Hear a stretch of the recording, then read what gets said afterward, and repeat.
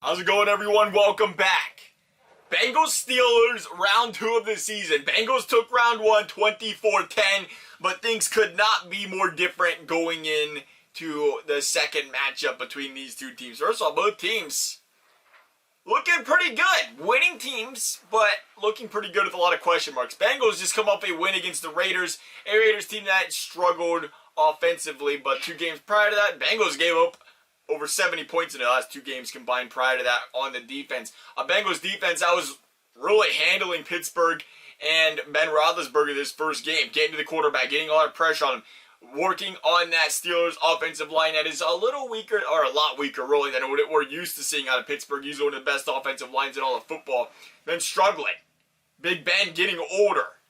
But we go into this game with Steelers now seeing it a little bit more clearly going against the Bengals that, hey, Bengals struggle to stop the pass through the air to the running back. Najee Harris was the beginning that over 100 yards against the Bengals last time. The Steelers go into this game with Deontay Johnson coming back, a big help to this Steelers offense. Big Ben's favorite target was not there against the Bengals the first round. Again, what concerns me about the Bengals here is the defense has struggled, and it has struggled mightily these last couple of weeks. They have not gotten pressure on the quarterback. That has been the MO that started this team's rule of great defensive play to start this year. It's not been there.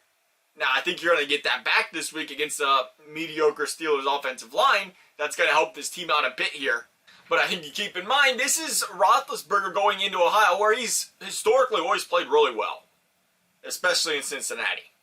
It always feels like a trap game almost to an extent, because you go out there, you win in Pittsburgh, it's like, all right, we can handle these guys at home, and then Big Ben goes in there and he plays really well. You got to be very careful if you're the Bengals in that situation. As far as the Bengals offense is concerned, that is where things are going to lie in them winning this football game, I think. I think they're gonna, this time around, I think they're going to have to put up 30 points to win this one.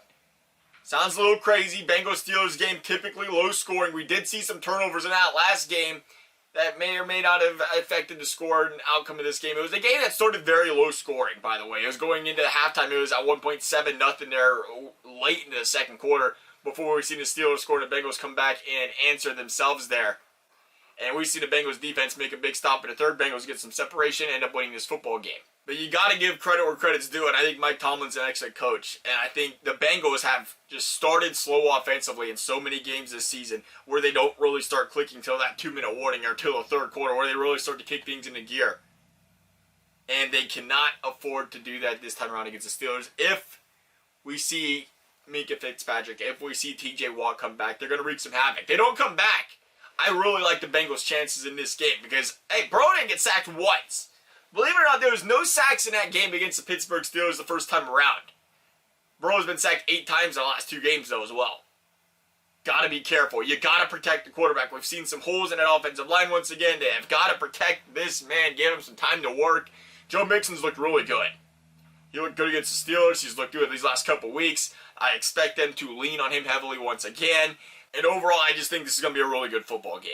Just going to be another classic matchup. One thing we have learned in this short Joe Burrow stint is the Bengals play substantially better. He plays substantially better in the second time around seeing an opponent here. That's going to favor the Bengals a little bit here. I think we get a close game. With Ben Roethlisberger aging, that may play a big factor in how close this game is because he could turn the football over. He could make some bad throws. We've seen that in the first time these two teams came and played each other. But if things go well for Big Ben and this defense, players come back healthy, you see, again, I think the difference maker in this game really is TJ Watt playing. Especially the way this Bengals offensive line has played these last couple weeks. If you see these Pittsburgh Steelers defenders come back, Joe Hader's out last week as well. You see these guys come back healthy this week and ready to play. I think the Steelers win this football game. I think that is a lot to ask, though, after them all being ruled out last week. And I think as long as they see a couple, you see specifically TJ Watt, you see him miss this game again this week, I think that's a big hole in this Pittsburgh Steelers defense. I think that opens things up for the Bengals. And ultimately, I think that makes them win this football game 31-27. Love to hear you guys' thoughts. Thank you guys for watching. We'll see you next time.